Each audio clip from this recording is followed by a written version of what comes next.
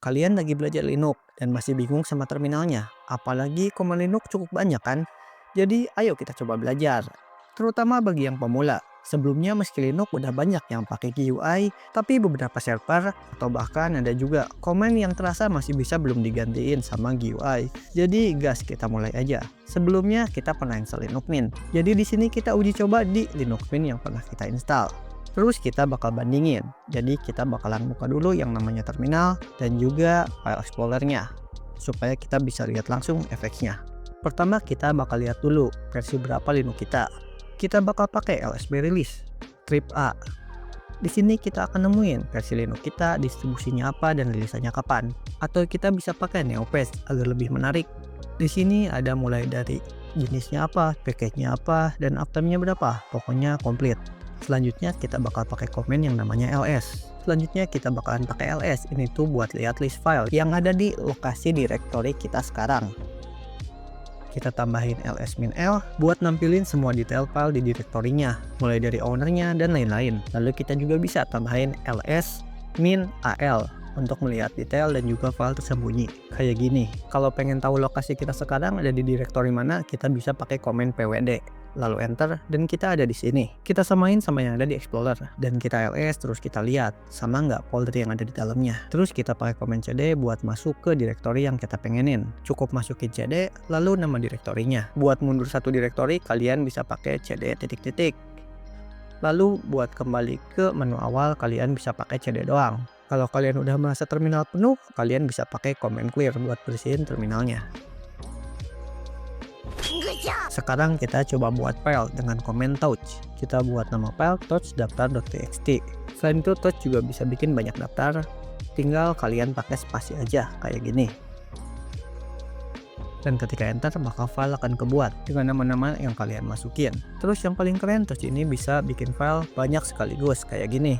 Tinggal masukin touch, lalu nama filenya dan masukin pengen bikin berapa. Di sini kita bikin 1 sampai 10. Lalu kita cek dan semuanya ada.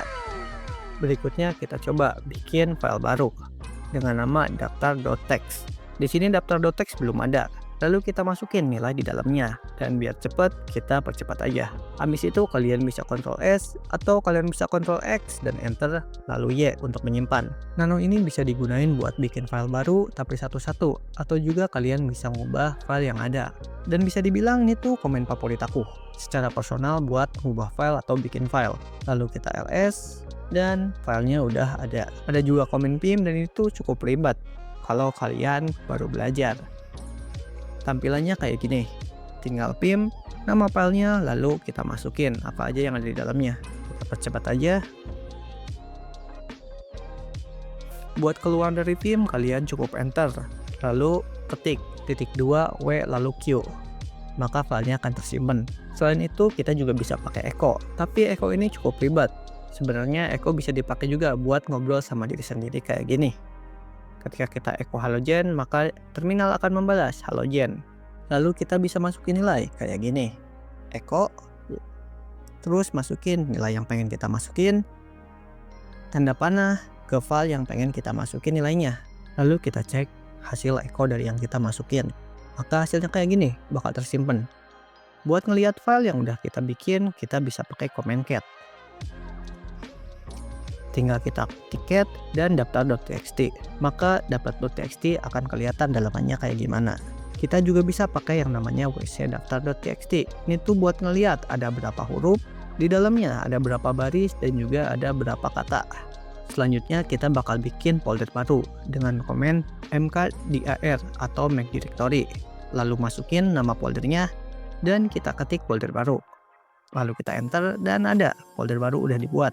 Sekarang kita belajar buat yang namanya copy file. Di sini kita masukin perintah cp, lalu nama folder, lalu nama file yang pengen kita copy, lalu nama foldernya apa. Kalau udah kita copy, kita cek. Lalu kita cat biar kita tahu apakah ini benar file yang kita copy. Komen berikutnya kita pindahin atau move file. Di sini kita pakai komen mv. Penggunanya hampir sama kayak cp. Udah dipindahin, kita cek apakah ada filenya. Dan filenya udah ada. Sekarang kita coba hapus file yang udah kita buat dengan komen rm, lalu -r buat take cursor. Udah itu masukin file yang pengen kalian hapus. Tinggal enter, lalu kita cek apakah filenya udah gak ada. Dan filenya udah gak ada. Selain itu RM juga bisa dihapus buat ngehapus folder kayak gini. Tinggal tambahin RM, precursor, lalu kita masukin nama foldernya. Dan nanti semua folder dan isinya bakal kehapus kayak gitu. Sekarang kita coba bikin shortcut atau link. Di sini kita pakai komen yang namanya ln. Sebelumnya aku udah buat dulu folder buat masukin linknya. Di sini kita tinggal masukin ln -s untuk soft link. Kalau nggak pakai -s nanti bakal keluar juga. Tapi itu tuh link biasa, nggak pakai soft link dan biasanya lebih berat. Tinggal masukin nama linknya, habis itu kita masukin directory atau tempat yang pengen kita linkin. Dan kalau udah dimasukin, kita cek apakah ada atau belum. Kalau kalian udah berhasil linkin, nanti akan ada muncul kayak gini. Dan ketika kalian buka, maka otomatis yang dibuka itu file yang udah di link. Sejauh ini buat file kita udah hampir jelajahin semuanya, harusnya udah aman. Sekarang kita masuk bagaimana ke pengaturan user. Di Windows biasanya ada banyak user, di sini juga bisa. Buat tahu user yang kita pakai sekarang, kita bisa pakai perintah wmi. Di sini kita juga bisa nambahin user baru dengan nama user add. Lalu masukin juga usernya apa, dan nanti ternyata kita dibatas aksesnya. Ini tuh khusus buat perintah superadmin atau sudo. Di sini kita akan masukin sudo user add subs. Kalau kita udah masukin sudo, maka kita bakalan bisa buat user. Ada perintah lain juga yang lebih simpel, namanya add user. Kita tinggal masukin sudo add user lalu nama usernya. Ketika kita masukin, Linux bakal setup semua file di dalamnya. Kita tinggal isi password, data lain juga. Udah itu tinggal yes. Ini rekomendasi banget buat pemula kalau pengen bikin user baru. Lalu kita coba buat masuk ke user yang telah kita buat. Kita ketik su, lalu strip, dan nama user yang pengen kita masukin. Habis itu tinggal enter, masukin password yang kita buat, dan udah masuk. Kita cek ls-l, ternyata kita udah masuk dan nggak ada file, karena si user ini masih kosongan. Habis itu kita balik lagi coba ke user pertama, yaitu Jen.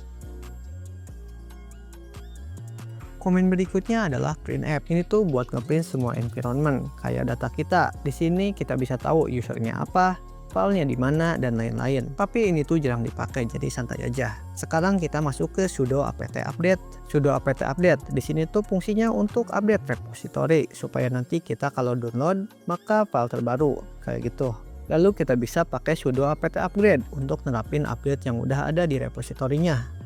Biar lebih cepat, kalian bisa masukin juga yang namanya sudo apt update, lalu dan apt upgrade. Maka kedua perintah akan dijalani secara bersamaan. Lalu habis itu kita coba install package atau aplikasi. Tinggal masukin sudo apt dan package yang pengen kalian install. Di sini kita coba cmmatrix. Udah terinstall, kita coba buka cmmatrix-nya. Sebenarnya ini aplikasinya nggak begitu penting, tapi buat praktek doang. Habis itu kita coba hapus aplikasi yang udah kita download atau install. Kita pakai sudo apt purge, lalu kita masukin package yang pengen kita hapus. Tinggal klik yes, lalu enter, maka aplikasi akan dihapus. Selain itu kita juga bisa pakai apt remove. Perbedaannya kalau purge semua root bakal dihapus, sedangkan kalau remove biasanya dari satu user doang. By the way, apt itu dipakai buat Linux turunan Debian. Kalau kalian pakai Red Hat, bukan pakai apt, tapi pakai yum. Habis itu kita coba buat download file dari internet dengan komen wget atau wget. Kita masukin wget, lalu sumber data yang pengen kita ambil. Habis kita masukin, kita enter aja, dan logonya akan ke download. Kalau kalian pengen download dengan nama yang berbeda, tinggal masukin wget strip O besar, lalu masukin nama file baru dan tempat kalian pengen downloadnya. Maka habis itu file akan ke download dengan nama yang kalian pengenin. Selain wget ada juga command curl. Ini tuh lebih advance. Tapi kalau kalian pemula, kalian bisa pakai yang namanya wget aja. Soalnya curl ini bisa nge-request buat API dan lain-lain kayak gitu. Kalau kalian pengen menghapus file yang banyak dari hasil touch tadi, kalian bisa pakai rm, lalu masukin nama file, kayak pembuatan filenya aja kayak gini. Tinggal enter dan semua filenya akan kehapus. Sekarang kita bakal kompres file yang telah kita buat atau file yang telah kita download. Di sini kita bakal pakai zip, tapi sebenarnya ada banyak jenis kompres yang bisa kita lakuin, kayak zip, gzip, tar, dan lain-lain. Di sini kita pakai zip aja. Kita tinggal masukin komen zip, lalu nama file zip kita. Habis itu file apa yang pengen kita zip. Di sini kita bakal masukin daftar list 1 dan daftar list 2. Lalu enter. Keduanya udah masuk ke dalam zip dan dikompres. Buat buka file zip kita bisa pakai yang namanya unzip. Biar lebih jelas kita coba hapus dulu daftar list yang udah ada. Habis itu kita coba unzip dari zip yang udah kita bikin. Tinggal unzip, masukin daftar zip, dan selesai. Kalau kalian pengen masukin ke dalam direktori atau folder baru, kalian bisa pakai unzip, lalu nama zipnya -d untuk direktori, dan masukin lokasi folder barunya atau folder yang telah kalian buat. Lalu enter. Kalau udah beres, nanti bakal kayak gini. Kita cek ke dalamnya, dan udah ada. Oke, sebelumnya kita udah tahu kalau cat itu dibuat buat lihat isi dalam file. Tapi kalau filenya panjang pasti ribet. Sekarang kita bakal belajar bagaimana cara ngambil nilai biar gak terlalu panjang.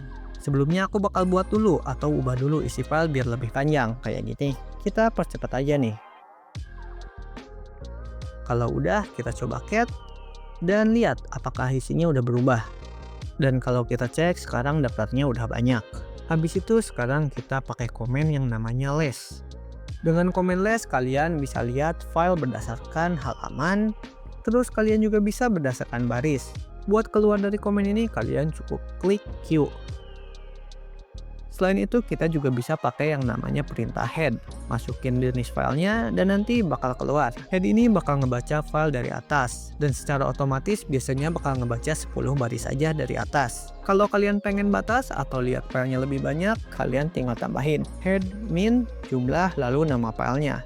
Nanti semuanya akan keluar. Kalau kalian pengen lihat dari bawah atau dari ujung, kalian bisa pakai yang namanya tail. Cara pakainya sama kayak head aja, kayak gini. Sekarang kita bakal belajar yang namanya pipeline atau garis panjang kayak gini. Di sini kita akan pakai perintah sort. Fungsi pipeline di sini kayak buat kombinasiin perintah. Kalau kita pakai perintah cat buat perintah ini lalu kita masukin sort, maka file yang kita lihat bakal udah disortir.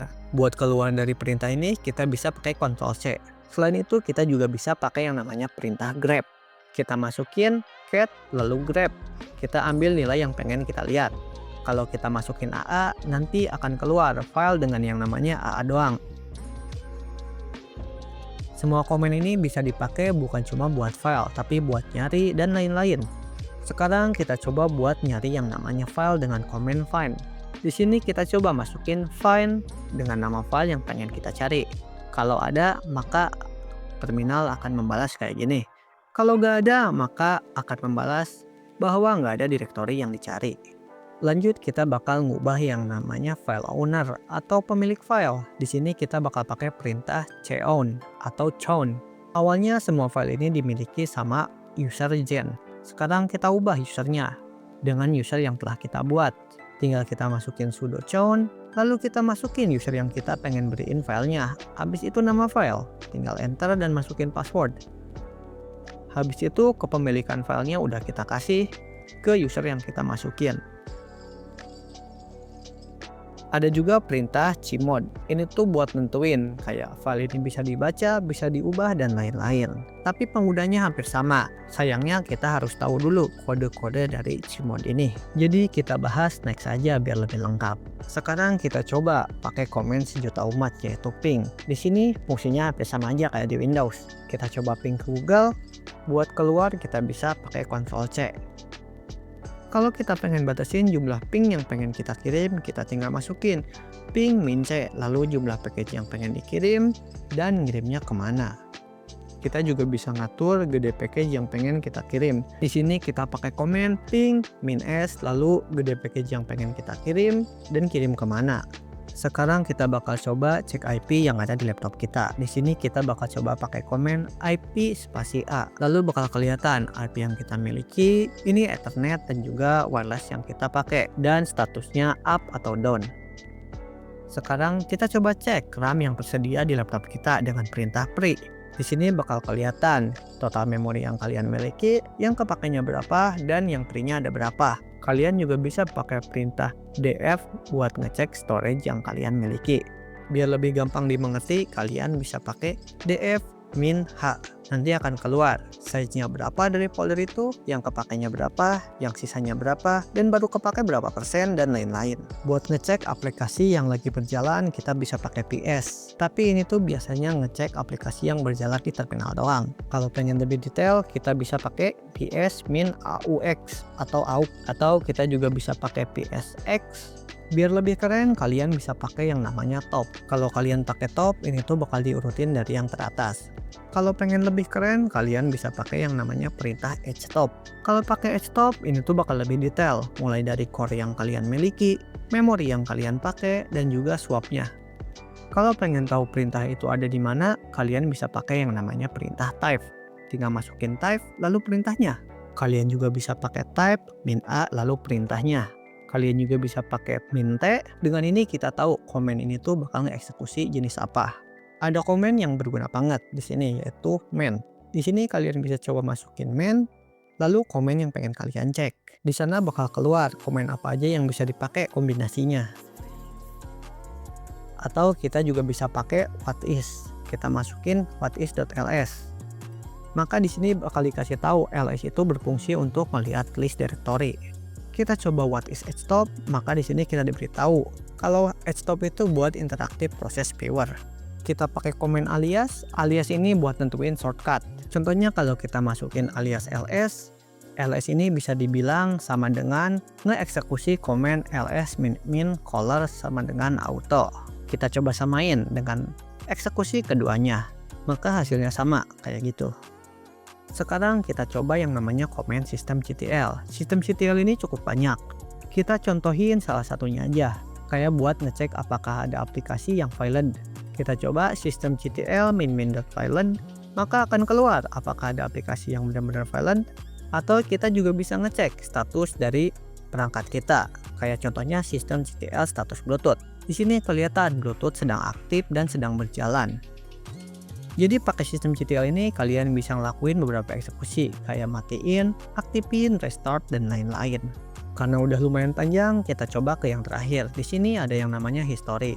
Di history kita bakal tahu komen apa aja yang udah kita jalanin. Di sini udah banyak banget hasil dari tutorial tadi semua. Mungkin segitu aja komen yang bisa aku kasih tahu. Pasti masih banyak komen yang masih belum ke explore. Tapi buat pemula segitu udah cukup kalian belajar. Coba-coba aja dan semoga kalian bisa buat jalanin Linux. Terima kasih buat yang udah nonton. Jangan lupa like atau subscribe. Dadah.